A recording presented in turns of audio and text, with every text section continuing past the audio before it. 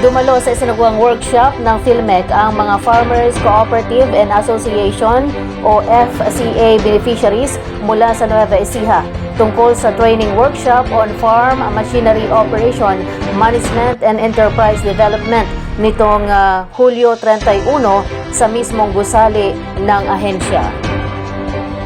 Ang workshop ay naglalayo na bigyan ang mga kooperatiba at asosasyon ng mga magsasaka ng mahalagang kaalaman at kasanayan upang makagawa ng mga plano sa pagpapatakbo para sa epektibo at maayos na pamamahala ng mga operasyon ng makinarya sa sakahan, partikular sa pamagitan ng probisyon ng serbisyo ng makinarya sa sakahan.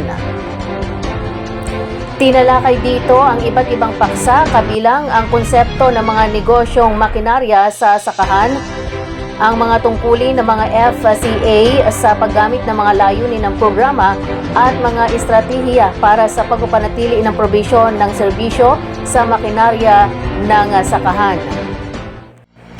Inihayag ni PhilMec Director 3 Joel V.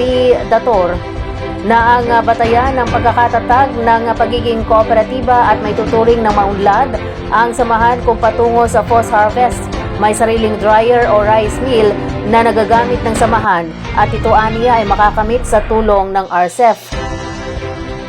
Nagbigay pa ng assurance ang opisyal sa mga magsasaka na hindi pa umano sila huli dahil nasa phase 1 na pa lamang ito na planong ituloy sa taong 2025 para sa phase 2. Ibig sabihin aniya patuloy pa rin ang PhilMec sa pamigay ng mga makinarya para sa mga samahan.